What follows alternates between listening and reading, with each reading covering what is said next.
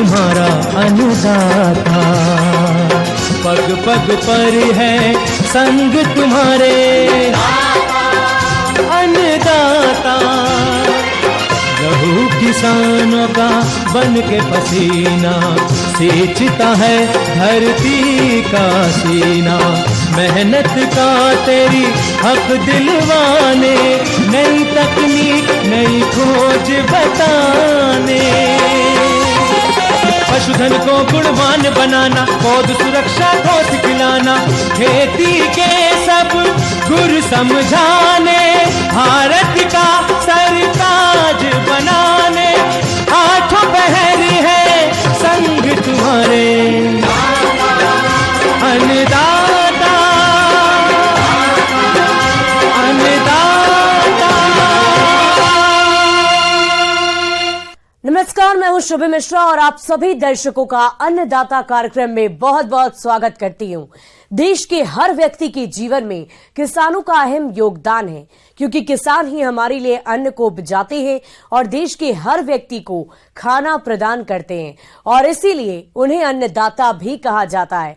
और ऐसे ही किसानों को खेती बाड़ी की नई तकनीकी जानकारी देने की कोशिश हम करते हैं। तो चलिए कार्यक्रम की शुरुआत करने से पहले देखते हैं क्या है आज के अन्नदाता में खास।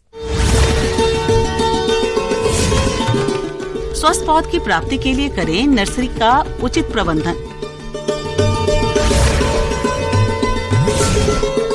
ऑयस्टर मशरूम उगाएं, कम समय में अधिक लाभ कमाएं।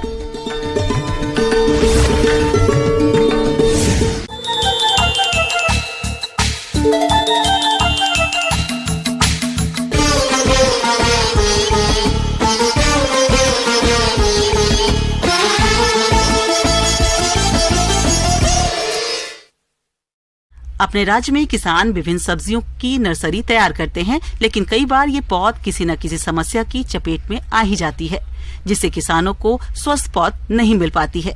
तो किसान भाइयों, यदि आप स्वस्थ पौध प्राप्त करना चाहते हैं तो आपको पौध में समय समय पर विभिन्न कार्यों को करना होगा। तो स्वस्थ पौध लेने के लिए कौन कौन से कार्यों को करें, आइए जानते हैं centre for excellence for pomegranate Dhindol Bassi के सहायक कृषि अधिकारी रामजीवन मीणा से।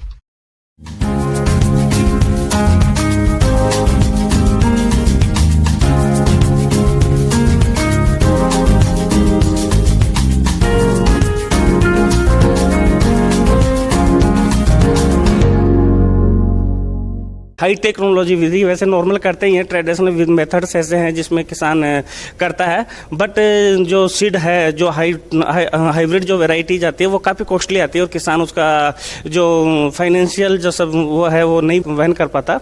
इस वजह से उनको इस प्रकार से अगर वो करना चाहे तो भी कर सकता है। जितनी भी हाइब्रिड जो वैरायटीज है, F1 वैरायटीज, उसको अपन ग्रो करते हैं। किसान भाइयों, यदि आपने उन्नत तकनीक से नर्सरी लगा रखी है और नर्सरी की अच्छी बढ़वार हो और आपको स्वस्थ नर्सरी की प्राप्ति हो सके, तो इसके लिए आपको नर्सरी की उचित देखभाल करनी होगी, ताकि नर्सरी में किसी प्रकार की कोई समस्या नहीं आए। ये पोर्ट्रेज है, इसमें 98 सेल है। इसमें लगभग सभी आप देख पाओगे कि पूरे पौधे प्लांट्स सीड जर्मिनेट हुए हैं, और टोटली इसमें वातावरण के लिए फैन इसमें चलते हैं, और एक इसमें पेड़ है जो कि 28 डिग्री सेंटीग्रेड जो होना चाहिए था, कि इसमें अगर आप 28 से 30 डिग्री सेंटीग्रेड अगर आप रखते हो तो इसका जर्मिनेशन बहुत जल्दी और बहुत अच्छा होता है। टोमेटो का जो जर्मिनेशन है 4 दिन का लगता है, और अगर कैप्सिकम की बात करते हैं तो इस चैम्बर की बात कर रहा हूँ, बाहर तो हो सकता है 15 दिन में हो, लेकिन इस चैम्बर के अंदर 5 दिन में कैप्सिकम का जर्मिनेशन शुरू हो जाता है। तो ये सब डिपेंड करता है यहाँ के क्लाइमेट और इसका टेम्परेचर पे, कितना आप टेम्परेचर मैनेज करते हो, कितनी ह्यूमिडिटी आप मैनेज करते हो। ह्यूमिडिटी के लिए आप देख रहे हो इसमें ह्यूमिडिटी मीटर भी लगा हुआ है, ड्राई वाला भी है और आर्द्रता वाला भी है, और पूरे सिस्टम में टेक्नोलॉजी का ऐसा है कि अपने आप फैन बंद होते हैं, क्लोज होते हैं और अपने आप ऑपरेट होते हैं। जितना टेम्परेचर का 30 डिग्री सेंटीग्रेड अगर हो जाता है तो उस परिस्थिति में अपने आप फैन ऑपरेट होंगे, और अगर 27 डिग्री सेंटीग्रेड अगर टेम्परेचर हो गया तो अपने आप फैन बंद हो जाएंगे। ऐसा लगता है कि ह्यूमिडिटी कम है तो उस परिस्थिति में आप देख पा रहे हो फॉगर्स है, ये अपने आप ऑपरेट हो जाता है। कभी कभी किसान ये कहता है कि हमें दिसंबर से जनवरी में पौध तैयार करनी है, तो उस परिस्थिति में टेम्परेचर डाउन हो जाता है कि जर्मिनेशन नहीं हो पाता। तो उस परिस्थिति में यहाँ पे एक बॉयलर लगा हुआ है, जो आप देख पा रहे हो कि ये जो बॉयलर की जो नलकियाँ है इसमें गर्म पानी सर्कुलेट होता है, बिल्कुल हॉट वाटर, जो थर्माकोल बॉल जो परत है, इसका जो शीट है इसको गर्म करता है। उसको जैसे ही उसका टेम्परेचर इंक्रीज होता है, इसकी जो सेल है, इसकी जो रूट जोन है, इसका टेम्परेचर भी इंक्रीज हो जाता है, और वो जो टेम्परेचर चाहिए होता है वो इसको प्रोवाइड हो जाता है, और पौधा अच्छा जर्मिनेट होता है। नर्सरी की नियमित रूप से देखभाल करने से पौध को कीट और रोगों से बचाया जा सकता है, लेकिन फिर भी यदि नर्सरी में कीट रोगों का प्रकोप हो जाता है तो इनका समय रहते नियंत्रण करना जरूरी है। तो इसके लिए यदि आप संरक्षित वातावरण में नर्सरी तैयार कर रहे हैं तो नर्सरी को चारों ओर से कवर करके रखें, ताकि पौधशाला में किसी प्रकार के कीटों का प्रवेश ना हो पाए। यदि फिर भी पौधशाला में कीटों का प्रकोप हो जाता है तो इनसे बचाने के लिए पहले नर्सरी में नीम तेल का छिड़काव करें। इसके बाद आवश्यक हो तो कीटनाशक दवा का छिड़काव करें। इसके अलावा अपन इंसेक्टिसाइड की बात करते हैं, केमिकल का भी कंट्रोल नहीं होता। मैंने सिस्टम में हम सबसे पहले करते हैं इमिडाक्लोप्रिड, जो कि 0.03% ml के हिसाब से पर लीटर, यानी कि 15 लीटर की जो टंकी होती है उसमें 4 ml के हिसाब से अपन काम लेते हैं। बहुत कम डोज अपन अप्लाई करें तो बेटर है। उसके अलावा अपन इसका ग्रुप ही चेंज कर देते हैं। नेक्स्ट जब स्प्रे करते हैं 15 दिन बाद तो थायोमेथोक्साम है, एसिटामिप्रिड है, या फिर एसीफेट है, ये सेकिंग पेस्ट के लिए नर्सरी के लिए बहुत अच्छी है।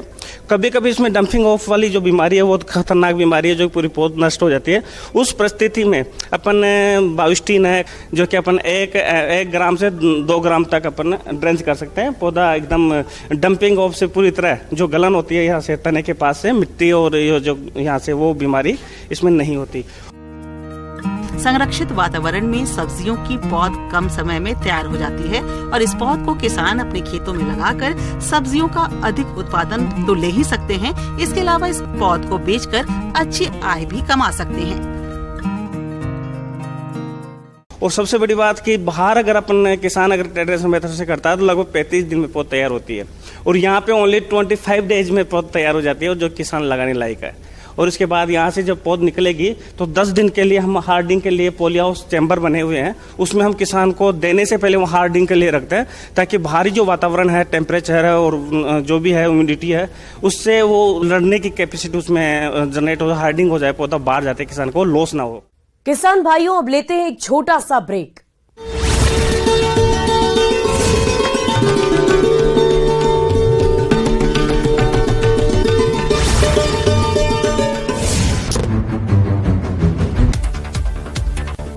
महिलाओं के लिए सरकार का बड़ा तोहफा, राखी के मौके पर रोडवेज की बसों में फ्री सफर, लेकिन एसी और वोल्वो में देना होगा किराया। जयपुर में बनीपाक थाने के पुलिस कांस्टेबल ने खुदकुशी कर ली। राजावास स्थित अपने घर पर देर रात को फांसी का फंदा लगाकर के आत्महत्या की। आज से एशिया कप का आगाज हो रहा है। पाकिस्तान और नेपाल के बीच पहली भिड़ंत।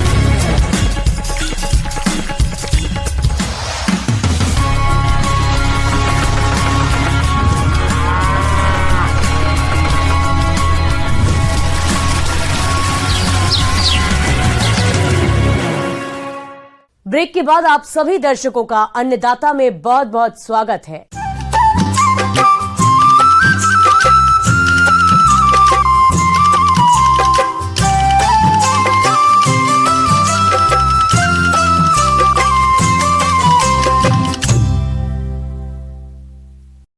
पिछले कुछ वर्षों में भारतीय बाजार में मशरूम की मांग तेजी से बढ़ी है। जिस हिसाब से बाजार में इसकी मांग है, उस हिसाब से अभी उसका उत्पादन नहीं हो रहा है। ऐसे में किसान मशरूम की खेती करके अच्छा मुनाफा कमा सकते हैं।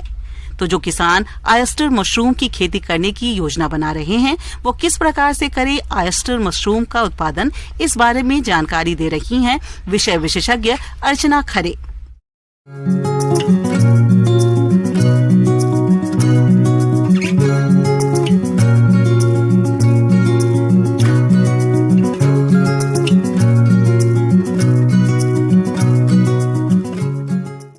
आज हम बात करने वाले हैं मशरूम की। मशरूम का नाम आप लोगों ने सुना होगा। मशरूम एक उभरती हुई खेती के तौर पे जाना जा रहा है। मशरूम को हम अपने घर पे खेती के साथ साथ कर सकते हैं। इसमें हम किसान महिलाएं भी पूरी तरह सहयोग कर सकती हैं और अपना भी सकती हैं। मशरूम मुख्य तरह से हम 3 प्रकार के होते हैं, जिसमें से बटन मशरूम, ऑयस्टर मशरूम और दूधिया मशरूम। और जो ऑयस्टर मशरूम होती है उसे हम 25 से 30 डिग्री सेंटीग्रेड तापमान पर कर सकते हैं। ये एक ऐसा व्यवसाय है जिसे हम अपनी कम जगह पर, और हमारे पास ज़्यादा खेती की जगह नहीं है तो उसके अलावा भी हम कर सकते हैं। जैसे हमारे घर में कोई अलग खाली कमरा है या कोई झोंपड़ी है, पीछे जगह डली हुई है, उसमें भी झोंपड़ी बनाकर इसका उत्पादन आराम से किया जा सकता है। आज के दौर में देखा जाए तो एक इनकम का ये बहुत अच्छा जरिया है कि किसान महिलाएं जो मतलब घर से बाहर भी नहीं जा पाती हैं, वो घर में रहकर भी इसका उत्पादन बड़ी आसानी से कर सकती हैं। ऑयस्टर मशरूम करने के लिए हम एक घर पर नुमा झोपड़ी में कर सकते हैं या फिर ईंटों से बने हुए घर में या कमरे में कर सकते हैं। इसे करने में ज़्यादा कठिनाई का सामना नहीं करना पड़ता है। किसान भाइयों, यदि हम ऑयस्टर मशरूम की उन्नत किस्मों की बात करें तो इसमें प्रमुख हैं प्लूरोटस सुजोर काजू, प्लूरोटस फ्लेरिडा, प्लूरोटस फ्लेविलेटिस। आप इनमें से किसी भी किस्म का चयन कर मशरूम का उत्पादन कर सकते हैं। इसके बाद आपको क्या करना है, जो आपने मशरूम का जो बीज लिया हुआ है उस बीज को, ज़्यादा पुराना बीज नहीं होना चाहिए, वो 7 से 8 दिन में ही आप उस बीज का प्रयोग कर लेना चाहिए। अगर ज़्यादा पुराना बीज होता है तो उसमें रोग उत्पन्न होने की ज़्यादा आशंका होती है। इसलिए आप उसको जल्दी प्रयोग करोगे तो अपना उत्पादन भी अच्छा होगा और रोग भी नहीं लगेंगे उसमें। ऑयस्टर मशरूम को करने के लिए हमें अगर भूसे की आवश्यकता होती है, भूसा आप सोयाबीन का, गेहूं का, बाजरे का उपयोग कर सकते हैं। आप भूसे को आप रात में एक टंकी में भिगो कर रख दें। उसमें आप फार्मेलिन 150 मिलीग्राम और बाविस्टिन 7 से 10 ग्राम की आवश्यकता होती है। उस 100 लीटर के ड्रम में आप 100 लीटर पानी डालकर उसमें 150 मिलीलीटर फार्मेलिन और 7 से 10 ग्राम बाविस्टिन मिलाकर आप भूसे को डुबोकर रात भर 10 से 12 घंटे के लिए आप रख दें। उसके पश्चात आप उसे निकाल कर एक चलनी नुमा या आपके पास बड़ी डलिया या चारपाई पर आप उसको बिछा दें, जिससे उसकी अतिरिक्त पानी निकल जाए। पानी निकलने के बाद आप उसको एक बार हाथ से चेक कर सकते हैं कि उसे हाथ में पकड़ने पर वो एक मुट्ठी में बंध जाए। किसान भाइयों, ऑयस्टर मशरूम के स्पॉन की बिजाई करने के लिए भूसे में 68 से 70% नमी का होना आवश्यक होता है और इसके अच्छे उत्पादन के लिए 100 किलोग्राम भूसे में 3 किलोग्राम स्पॉन मिलाना जरूरी होता है। और आप जिस भूसे को आपने पानी से निकाल कर शोकित किया है, यानी जो सुखाया था, उसे आपको पॉलिथीन में बिछाना है और लेयर बना कर पहले एक लेयर लगा दो, उसको दबाने के बाद उस पर बीज डाल देना चारों साइड। बीज हमेशा आपको पॉलिथीन के इस साइड वाले हिस्से में डालना है और इसके बाद उस पर भूसे की दूसरी लेयर डाल दो और फिर बीज चारों साइड डालना है आपको। और बीज आपकी पॉलिथीन पूरी भर जाए, ऊपर से इसको कस के बांध देना है। बांधने के बाद उसमें आपको 15-20 सूजे या उनकी सहायता से, स्टील के सूजे की सहायता से आपको छेद करना है। पूरी पॉलीथीन में चारों साइड छेद करना है। छेद करने के बाद आप उसको 15 से 20 दिन के लिए अंधेरे कमरे में रख देना है। इसके बाद ऑयस्टर मशरूम उत्पादन गृह की अच्छी तरह से सफाई कर लेना चाहिए, जिससे कि मशरूम में किसी भी तरह की बीमारी न फैले। इसके अलावा मशरूम गृह का तापमान 23 से 25 डिग्री सेंटीग्रेड होना चाहिए और आर्द्रता 70 से 85% तक बनाएं, जिससे कि ऑयस्टर मशरूम का विकास अच्छे प्रकार से हो सके। 15 से 20 दिन के बाद आप देखोगे इसमें एक लेयर सी उत्पन्न होती है, इसे सीमिया बोलते हैं। इससे लेयर उत्पन्न होने के बाद आप उस पॉलिथीन को निकाल सकते हो। निकालने के बाद 8 से 10 दिन में आपका पहला उत्पादन शुरू हो जाता है। उसमें ऑयस्टर मशरूम आना स्टार्ट हो जाता है। और पानी का छिड़काव भी वहाँ बना के रखें, जिससे 70 से 80% तक वहाँ आर्द्रता बनी रहेगी, तो अपना उत्पादन भी बहुत अच्छा होगा। जब मशरूम के जो छत्ते दिखाई देने लगे, आप पहला उत्पादन लेके उसे तोड़ सकते हो। उसको तोड़ने का भी एक निश्चित तरीका होता है, उसे पकड़ के घुमा देना होता है, जिससे क्या हमारा पूरा भूसा ना निकले और अलग जो साइड से लगा हुआ जो नए कोपल आते हैं वो भी खराब ना हो। प्रोटीन की बात करें तो प्रोटीन सबसे अधिक मशरूम में पाया जाता है, और जो प्रोटीन तो मिल ही रहा है, इसके अलावा हमारे शरीर में ऐसी बहुत सी बीमारियां हैं, जैसे कैंसर है, मधुमेह है और हृदय जनित बीमारियां, इसमें मशरूम बहुत लाभदायक सिद्ध होता है। आगे और भी है खेती बाड़ी से जुड़ी हुई बहुत सी रोचक जानकारियां। यहां रुकेंगे एक और छोटे से ब्रेक के लिए।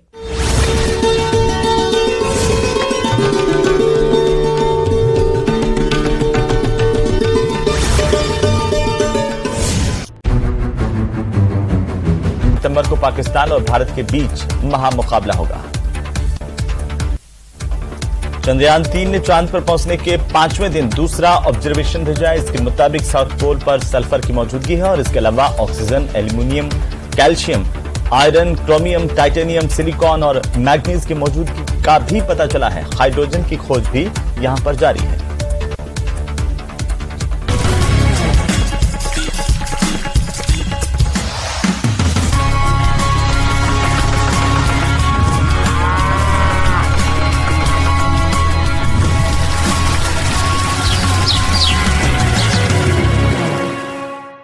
ब्रेक के बाद एक बार फिर से आप सभी दर्शकों का अन्नदाता कार्यक्रम में स्वागत है।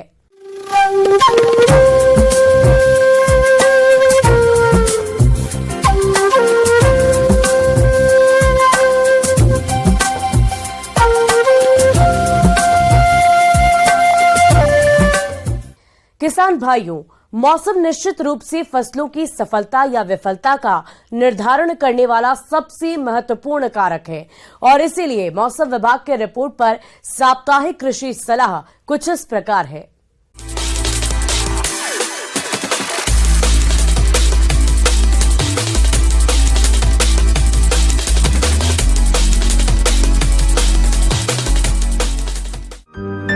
ग्रामीण कृषि मौसम सेवा, भारत मौसम विज्ञान विभाग, कृषि विज्ञान केंद्र ग्रामोत्थान विद्यापीठ संगरिया द्वारा भेजे गए मौसम पूर्वानुमान रिपोर्ट के आधार पर जिला हनुमानगढ़ और इससे लगे जिलों के किसान भाइयों को सलाह दी जाती है कि इन क्षेत्रों में आगामी दिनों में मौसम पूरी तरह से शुष्क रहने के आसार हैं। इस दौरान साफ आसमान, तेज धूप और दक्षिणी पश्चिमी हवाएं सक्रिय रहने के आसार हैं। इस दौरान आगामी 3 दिनों में अधिकतम तापमान 38 डिग्री सेल्सियस और न्यूनतम तापमान 26 डिग्री सेल्सियस रहने का अनुमान है।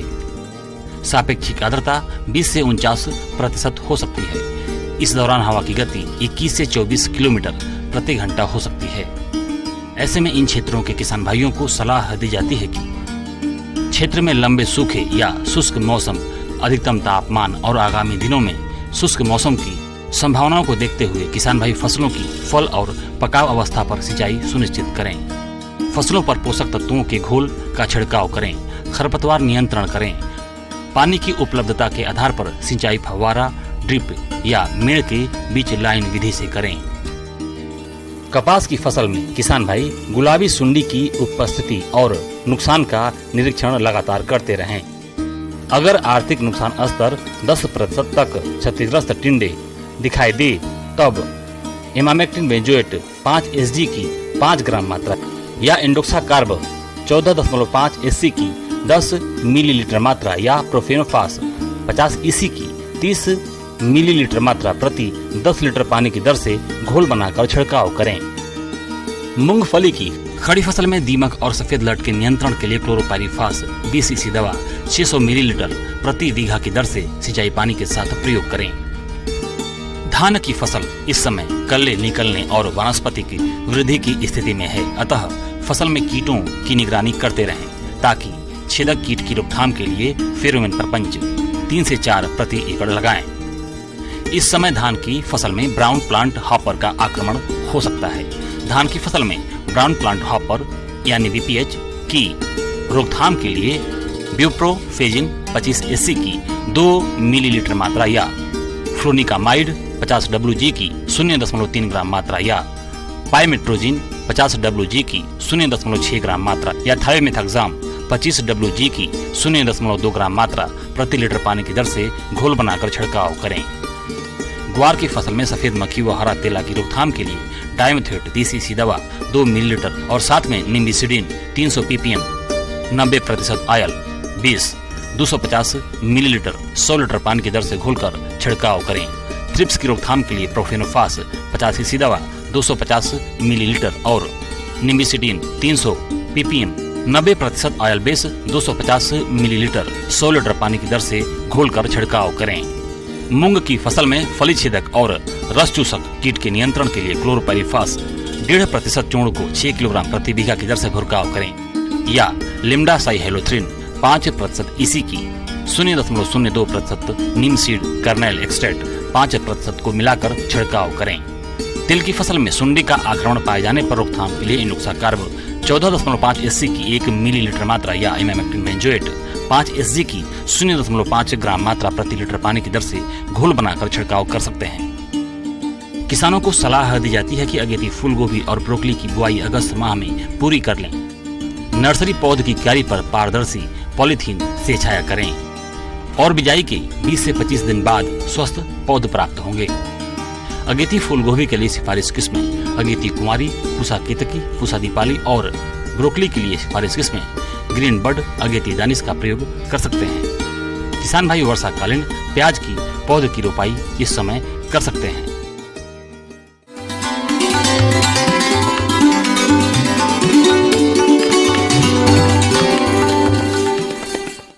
अब समय हो गया है प्रदेश के किसानों द्वारा अन्नदाता निःशुल्क फोन के माध्यम से पूछे गए समस्याओं के समाधान का। आज की अन्नदाता हेल्पलाइन में हमने जिस प्रश्न को शामिल किया है उसे पूछा है ग्राम बिशनगढ़, जिला जयपुर के राम जीवन सिंह ने। आपने गेंदा की उन्नत खेती के बारे में जानकारी चाहिए तो इसके लिए देखिए कार्यक्रम का यह अंश।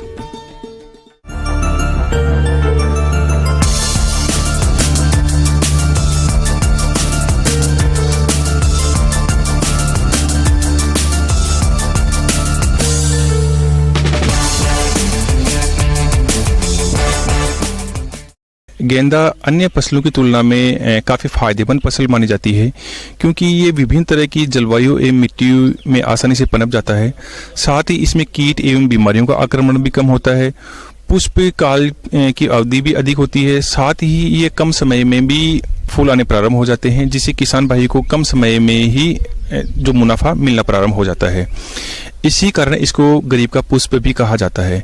किसान भाइयों, जो गेंदा है, गेंदा को हम माला बनाने के अलावा पोल्ट्री इंडस्ट्री एवं जो नेमेटोड्स के मैनेजमेंट के लिए भी हम इसका कई बार प्रयोग करते हैं। आजकल जो पॉली हाउस, ग्रीन हाउस लगा रखे हैं वो भी गेंदा की लाइनें अपने पॉली हाउस में लगा देते हैं। तो गेंदा काफ़ी लाभकारी फसल है। गेंदा एक ऐसी फूल वाली फसल है जिसको आप आसानी से किसी भी मौसम में उगा सकते हैं। गेंदा के फूलों का उपयोग माला और सजावट के लिए किया जाता है। भारतीय संस्कृति और रीति रिवाजों के अनुसार फूलों का अपना अलग ही महत्व है। कोई भी पूजा हो या फिर शुभ कार्य, हर जगह फूलों का प्रयोग किया जाता है। इस बात को ध्यान में रखते हुए किसान भी हर मौसम में गेंदे की खेती करने लगे हैं। किसान भाइयों, गेंदा के बारे में कहा भी गया है कि गेंदा उगाओ खूब कमाओ। गेंदा में सबसे मुख्य बात है कि हमें कौन सी किस्म की ज्यादा डिमांड है, वहाँ पर किस तरह के हमें फूल पसंद है। तो इसमें दो तरह की वैरायटियां उपलब्ध होती है, अफ्रीकन गेंदा और फ्रेंच गेंदा। अफ्रीकन जिसको हम बड़ी साइज वाला गेंदा, और जो फ्रेंच टाइप का जो गेंदा होता है वो छोटी साइज का होता है।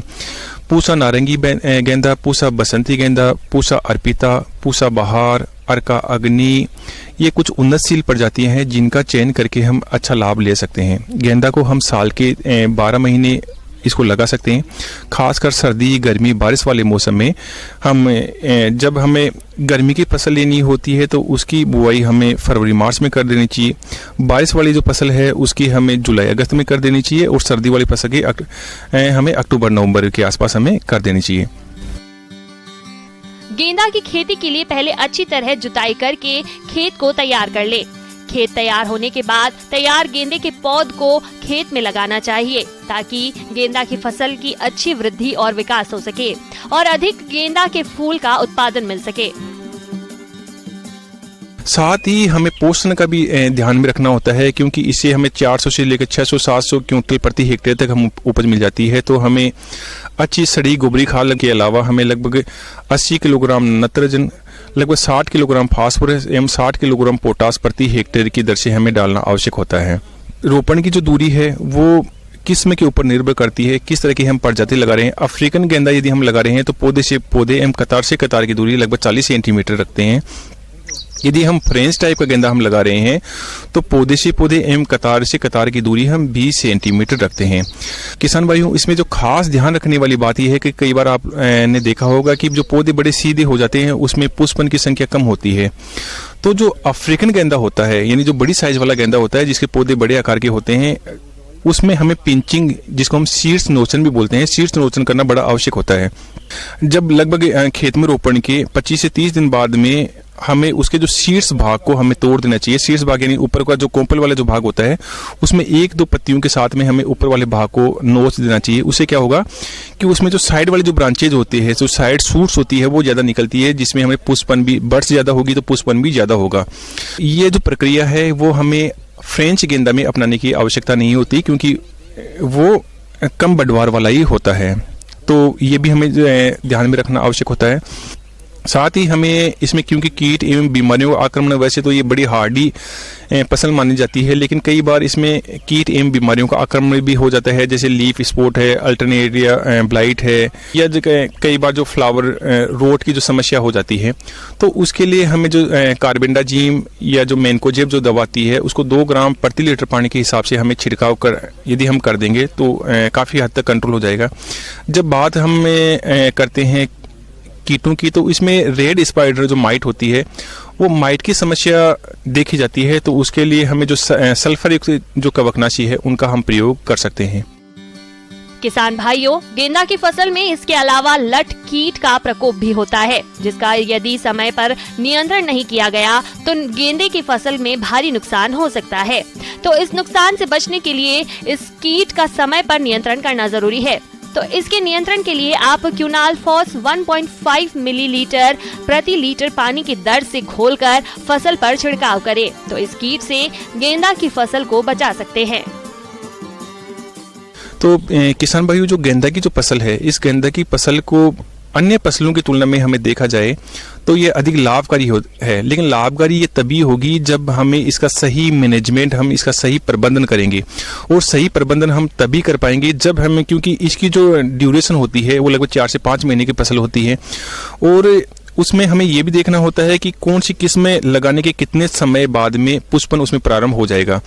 तो हमें कोई भी जो तीज त्योहार अथवा शादी का जो फेस्टिवल जो स्टार्ट हो जाता है उसको हमें ध्यान में रखते हुए ही इसकी बुआई करनी होती है, क्योंकि कई बार जैसे हमने कोरोना काल में देखा है कि पुष्प की डिमांड नहीं होने के कारण जो फूलों की जो मांग होती है वो काफ़ी गिर जाती है, और उसे किसान को जो लाभ मिलना चाहिए वो नहीं मिल पाता है।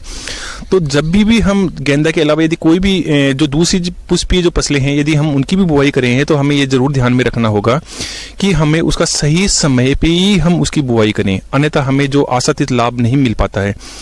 तो जैसे कहा गया है, गेंदा उगाओ खूब कमाओ, तो गेंदा हमें उगा के हम इसे अच्छी पैदावार ले सकते हैं, अच्छा मुनाफा ले सकते हैं। किसान भाइयों, कृषि संबंधित समस्या और सुझाव के लिए आप हमें इस पते पर संपर्क कर सकते हैं। प्रोड्यूसर अन्नदाता news 18 Rajasthan, Ramoji film city, Hyderabad 501512। साथ ही आप हमें ईमेल भी कर सकते हैं। हमारा ईमेल है p18annadaata@nw18.com। इसके अतिरिक्त आप हमें निःशुल्क हेल्पलाइन नंबर 180088921663 पर सोमवार से लेकर शनिवार सुबह 10 बजे से शाम 4 बजे के बीच संपर्क कर सकते हैं।